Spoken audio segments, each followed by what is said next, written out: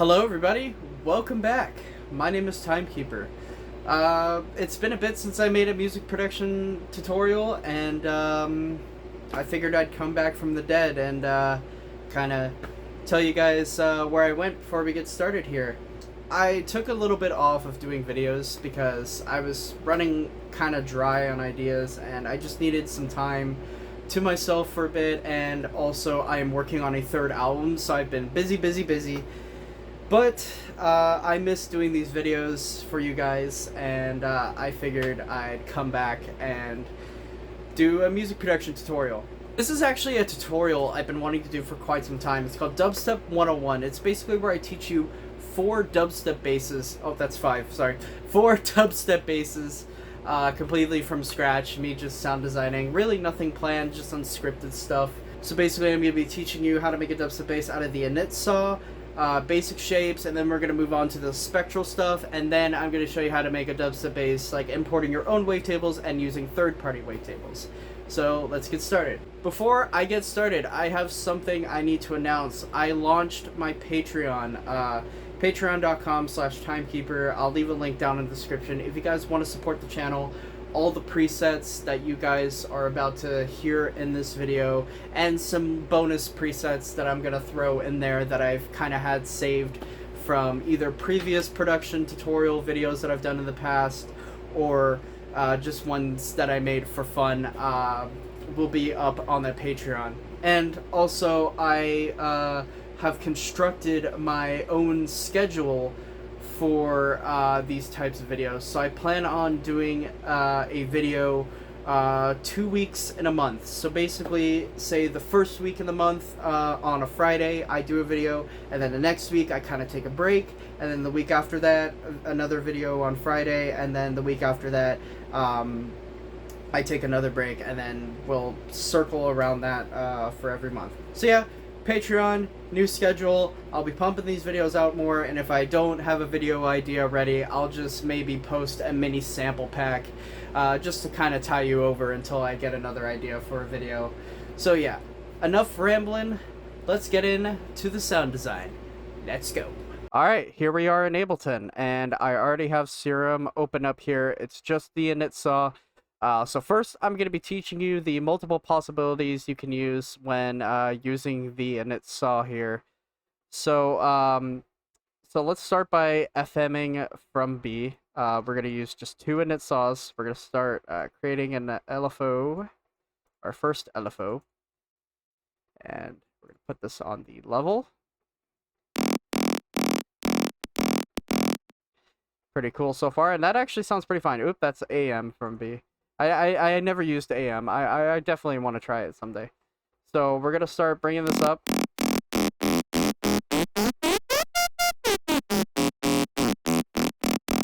Now we start getting some crazy sounds, so I'm going to bring this up an octave.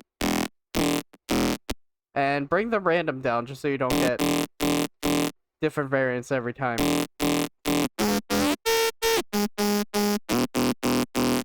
So I'm going to apply a second LFO here. To kind of move the FM from B knob. So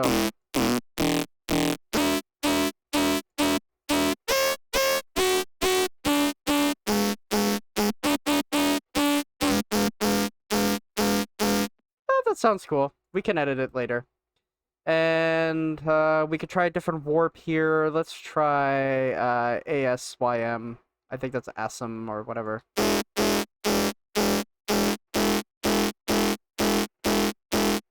Pretty cool. Actually, wait, no. Let's try remap. I need to use remap a little more. You can pretty much mess up the sound with remap, and I usually try making like this crazy mountain shape with remap, and I end up getting some pretty crazy results, like so. That sounds pretty cool. Alright, now let's start filtering. Let's use a high notch filter.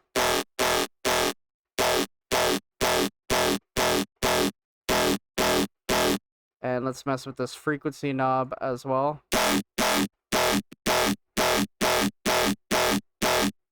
Pretty sick. Let's start adding some effects, like maybe some hyper dimension. Turn the rate all the way down, and automate the mix. And let's use the dimension this time. I don't use the dimension as much, but I want to use it more, because sometimes it can be cool like that. We're going to use the Diode 2 distortion. So something cool I also learned from Ray Volpe's Patreon is to kind of put another LFO on the mix, just so it only distorts when it's at its highest peak. So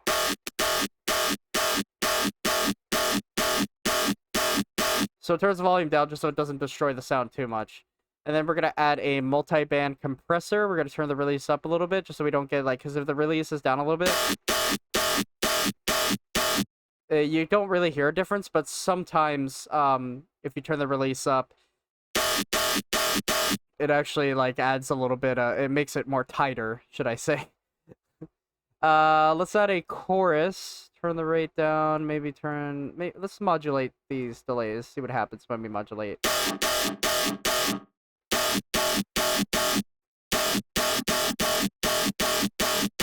Cool, let's modulate the depth, maybe?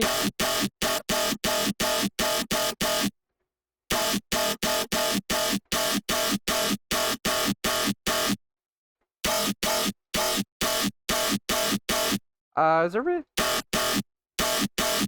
Yeah, I can hear a little bit of a difference. Yeah, there's a little bit of a difference there. I'll say it just adds more to the sound. Let's add an EQ, and let's set these to peak. Maybe get a little bit of vowel.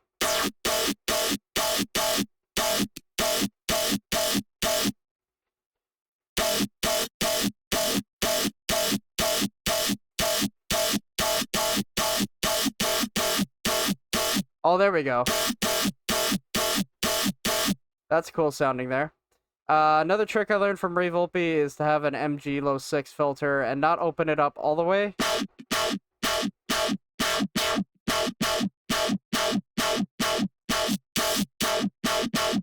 Just so we get rid of, because with it off, you kind of have some crunch.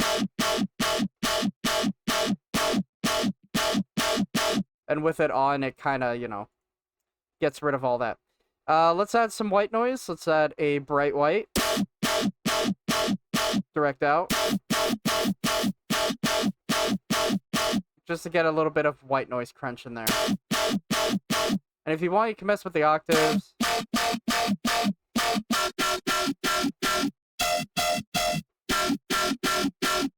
Ooh, that sounds like an old school bass.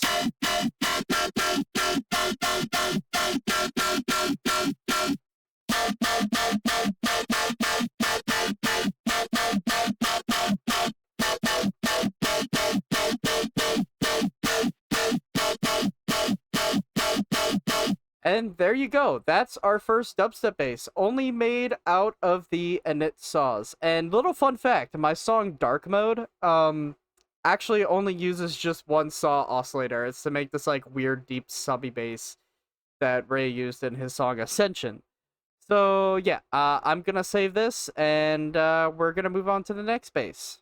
Okay, now we're gonna get a little crazy. Not much more crazy, but we're gonna get a little crazy. We're gonna use basic shapes. Now, most of the simple dubstep basses that you hear today use basic shapes, especially like the FM old school dubstep basses. So we're gonna make a little bit of a flow here, and we're gonna use only one LFO this time. We're gonna use only one LFO. So pretty much right now we're gonna start with a saw wave. This is what or square wave, sorry. This is what it sounds like right now.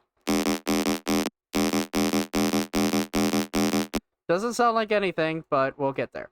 We're gonna turn to FM from B, and let's set this to, let's see what a saw wave sounds like. Actually, no, let's do sine wave.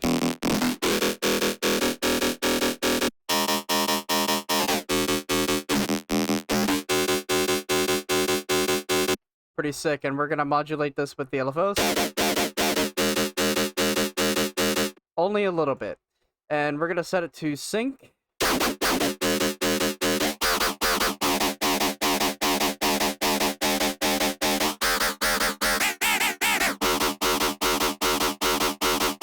Ooh! I like that. And also make sure you turn the random down as well. We're gonna use high pass 12 this time. We're gonna switch it up a bit. Let's use high pass 12, set up your filtering.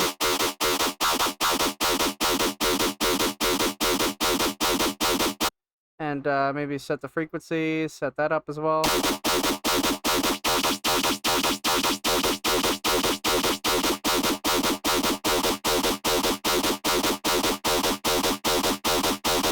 That's it, that's a sweet spot.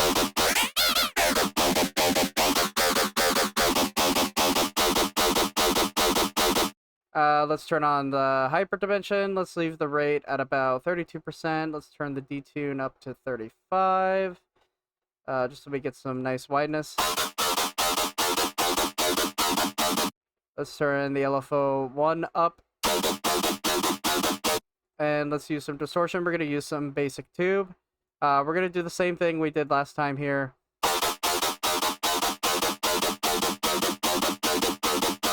And turn on the compressor. And of course the our secondary filter here.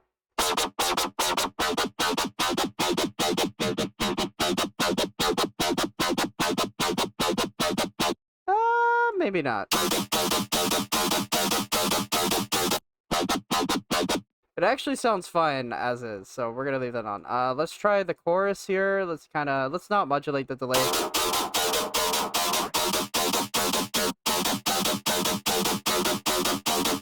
Let's play with the delay.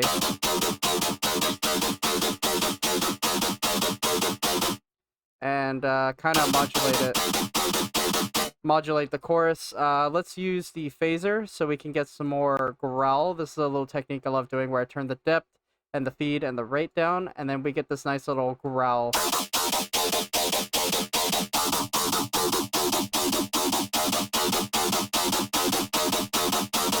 And let's turn the delay on as well for some nice little tone, I guess. So we can get some metallic into it.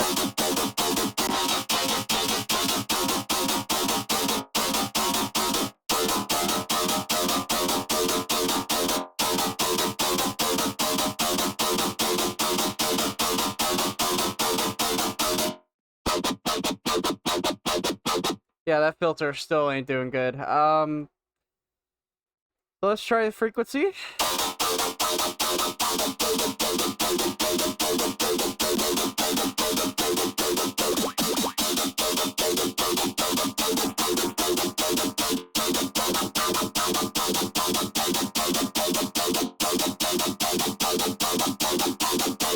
Sounds pretty sick.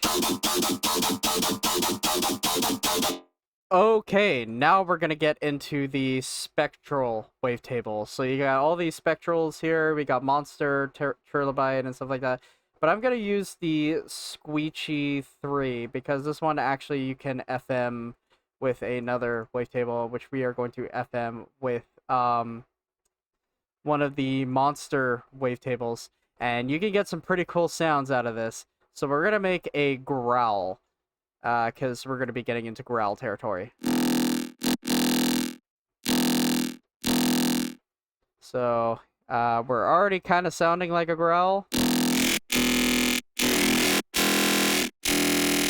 And already if we move this...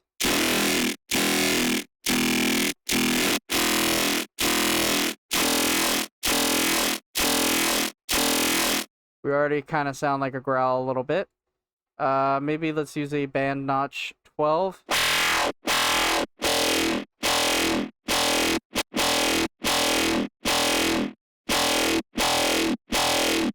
Actually, let's use the normal band.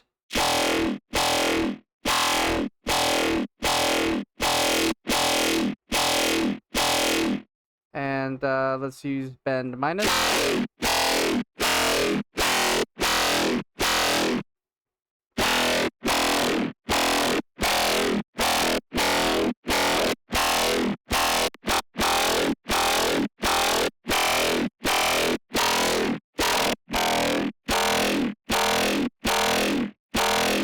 There we go. Let's kind of shorten it a little bit. And let's kind of make it a little more growly.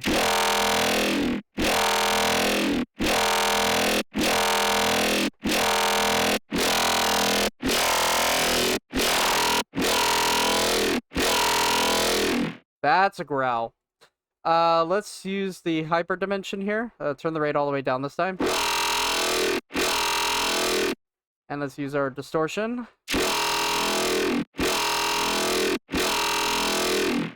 And compressor. And this time we're going to use our filter. Just so.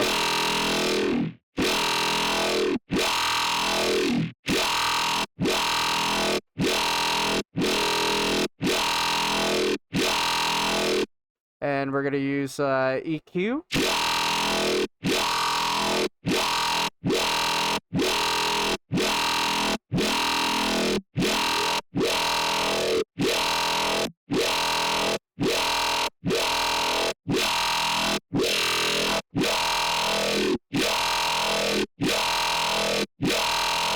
Maybe close this up a little bit.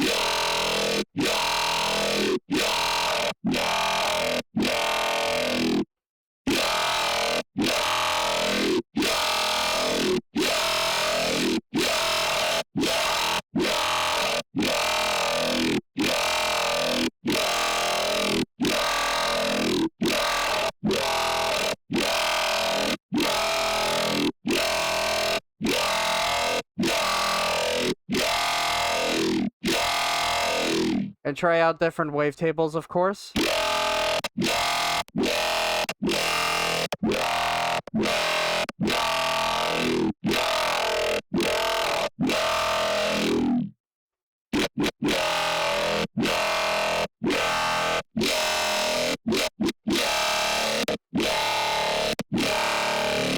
Oh, definitely try E with growls. I've had better results with growls on E.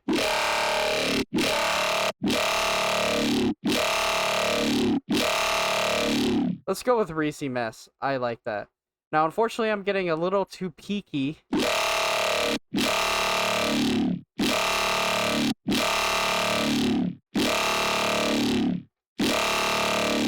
That actually sounds really cool.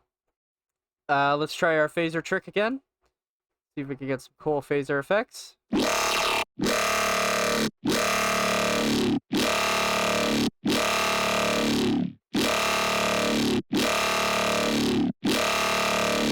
And obviously, with some post-processing, you can make this growl sound pretty good. Alright, now that's how you make a preset out of the spectral wavetables. Now you can have a lot of fun with that. You can make entirely different basses. I know it's not the best example in the world, but at least it's a bass and it's usable. So yeah, let's get into the next bass. Now we're going to be getting into crazy territory. Now it's time for the fun part. Using samples as wavetables. Now, I already picked out a sample to use here. It's a Moonboy sample. It's mainly used for bass house, but I'm going to use it for a dubstep bass. So we're going to be cutting out the samples here. This is we're going to choose select until end. We're going to X-fade the edges, normalize, and crossfade, and that's how you do that. And now we have a wavetable.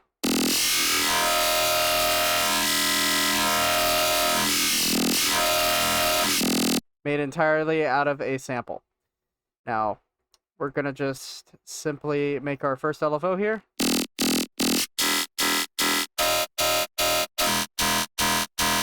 Now, already we're getting cool sounds here.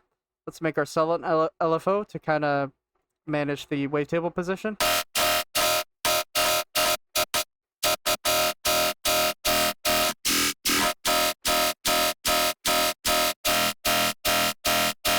I kind of like that.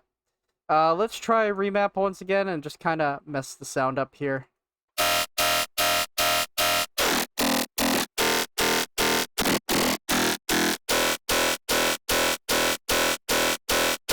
Ooh, I like that tone.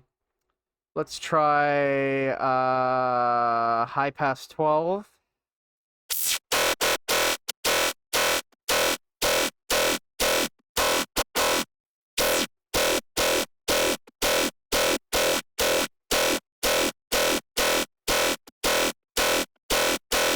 Pretty sick. So throw in some hyperdimension. Distortion. Compressor.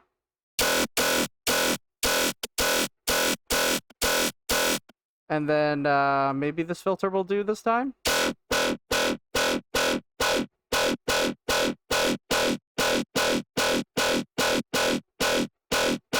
Hell yeah.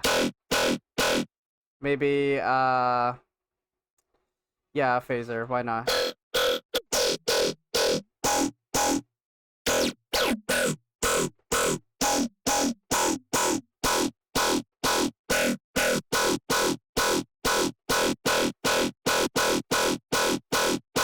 Pretty sick. Let's try out some peak filters. Let's try this filter here for a little more vowel.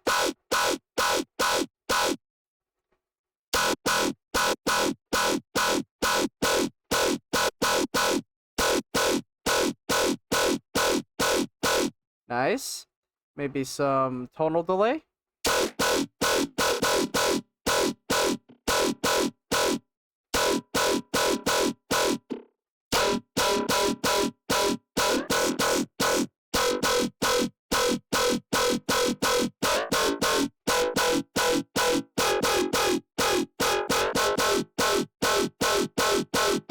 Sick. And you can literally, there's like endless possibilities with this. Now I have all these third-party wavetables here. I got some Virtual Riot wavetables. I used to have more than this, but I formatted my computer and I didn't think that was going to delete all my presets, but it did. Or wavetables, but it did. I literally have all the synth wavetables as well and some other stuff. But yeah, you can use all these third-party wavetables. You can use like these Virtual Riot ones, which a lot of people use.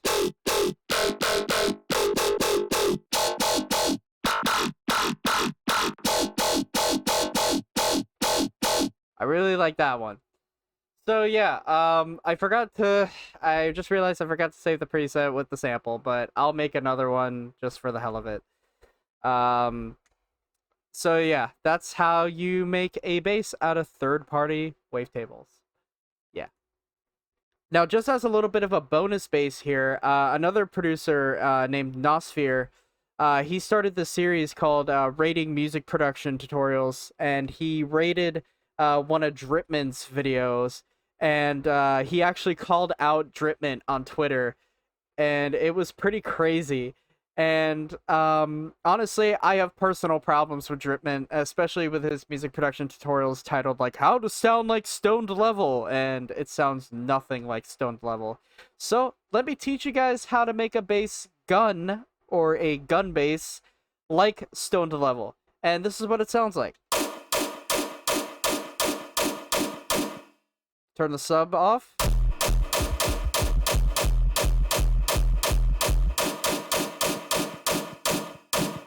Make it sound a little tighter.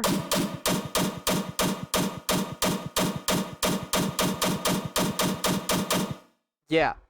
And I made this bass not even trying to sound like Stoned Level, and this result ended up sounding more like Stoned Level. And this preset will also be available in the Patreon.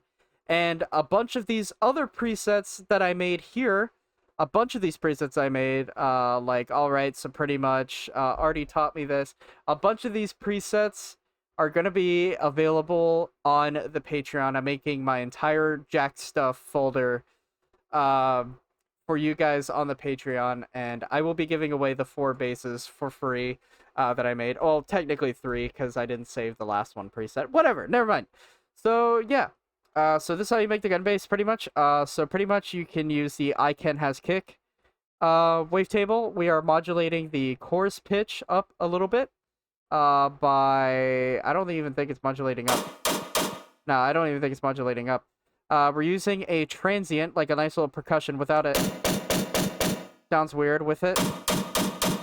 There we go. We're using a high notch filter without the filter. Still sounds fine.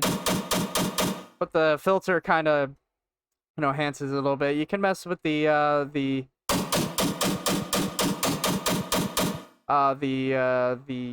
I guess the warp knobs.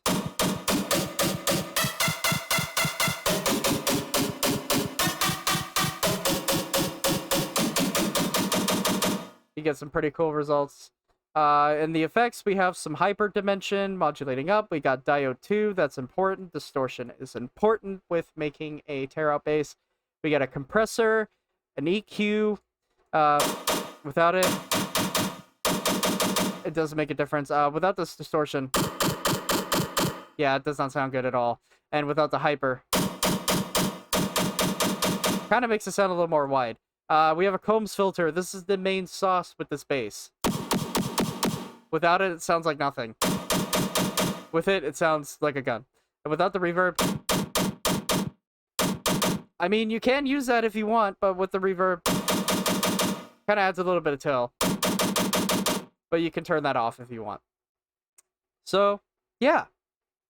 That's pretty much the basses I wanted to show.